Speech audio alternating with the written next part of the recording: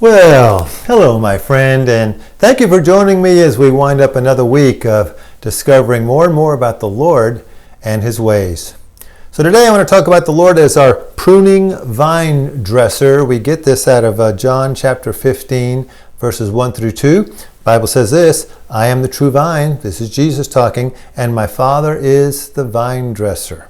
And every branch that bears fruit, He prunes it so that it may bear more fruit. Hey, I don't know about you, but during this whole corona craziness, the coronavirus thing, we've had more time at home, and so we started some major landscaping stuff at our house. One side of the house I'd kind of neglected. It turned into a jungle. We had these hedges and stuff, but this vine had invaded it and had over the years begun to grow and just slither around and stuff, choking out some of the original plants. So we had to do some serious work in thinning that out, bringing in some new plants.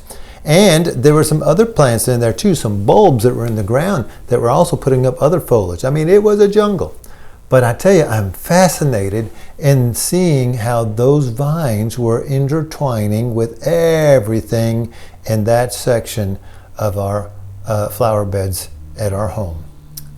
And it reminded me of this, that when the Lord uses this metaphor about the vines, He's the vine, which is kind of the trunk.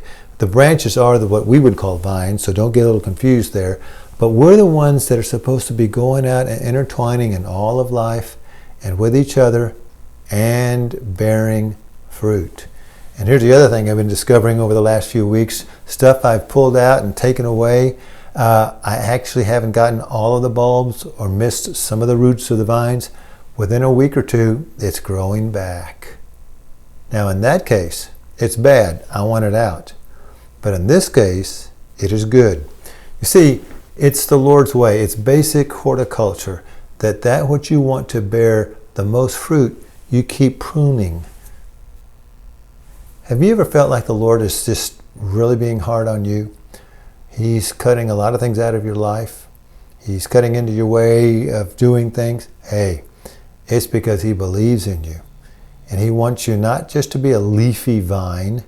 He wants you to be a fruitful vine. He wants you to bear much fruit. And He tells us later in verse 5 that if we abide in Him, we will bear much fruit. For apart from Him, we can do nothing. But that bearing of fruit will mean He will be pruning you. Not because He's mad at you, but because He loves you. He is our pruning vine dresser.